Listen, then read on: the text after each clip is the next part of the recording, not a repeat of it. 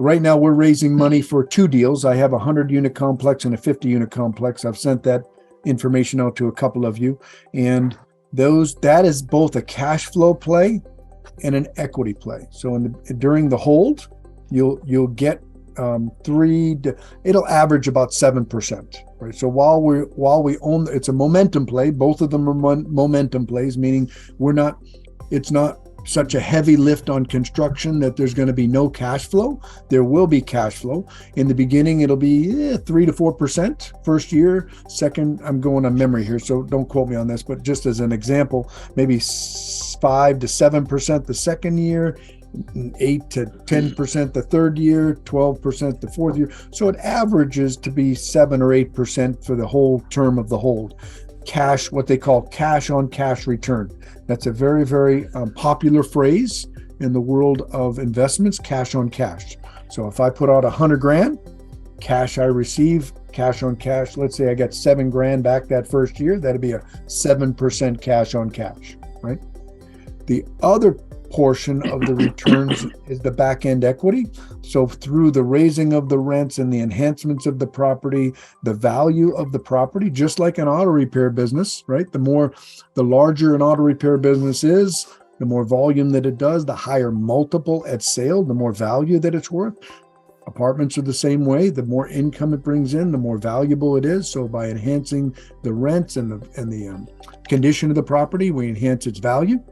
And so the other portion of the returns is produced through back-end equity. What we do what we sell it for.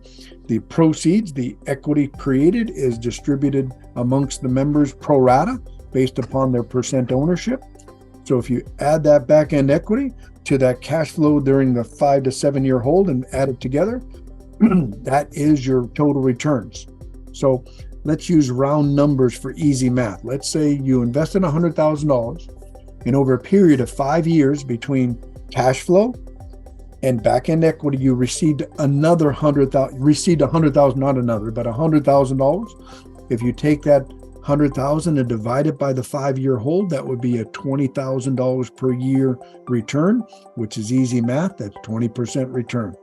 So annualized rate of return would be 20%. And again, it's achieved through cash flow during the hold and equity on the back end added together, divided by the time that the property was held. Now there's also a term called a 2x multiple. So in that example that I just used, I put in 100, I got 100, that's a 2x multiple, right? So a 2x multiple, the stuff that we do is anywhere from a 2 to a 2.4 multiple. So what does that mean? I put in 100, and I got back 140 over a 6 year hold, that's a 2.4 multiple. Had to hold it an extra year than my first example, but I received 140 rather than 100. Now I take that 140, I divide it by 6 years, and I'm going to pull out my handy dandy calculator because I'm not that good at math, but if I take 140 and I divide it by 6, it's $23,000 per year. That's a 23% return on my $100,000.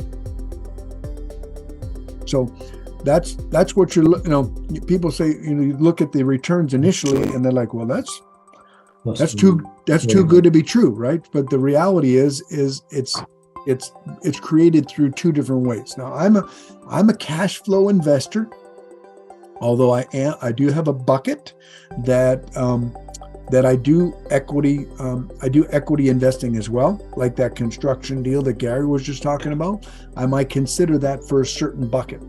But what I want to do is I want to differentiate. Am I what do I want from my investments? So, and I've shared this before, and I don't mind if this records, Claudia and I, over a period of time of owning our business, we got education on passive investments that bring in cash flow without us having to do anything. So over the period of, while we were scaling our business, over that period of 10 years, we were investing in things that could bring us cash flow that would replace our business income. So if the phone call ever came and our businesses were sold, let's face it, guys, we got the biggest cash flowing machine that we have is our businesses, right?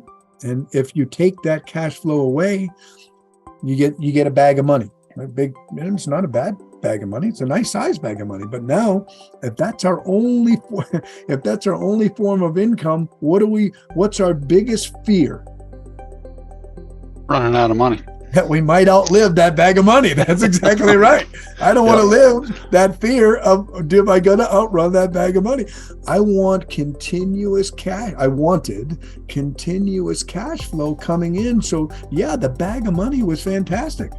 And the education I got on investments helped me to know how to intelligently invest the bag of money.